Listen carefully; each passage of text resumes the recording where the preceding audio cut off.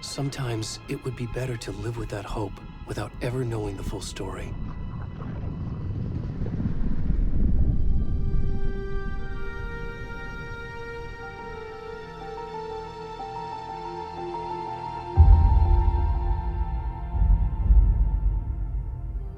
In a horror story, there are only victims and monsters.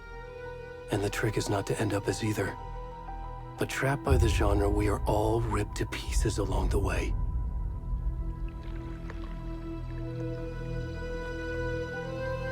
This is not the story I hoped it would be. This is not the ending I wanted.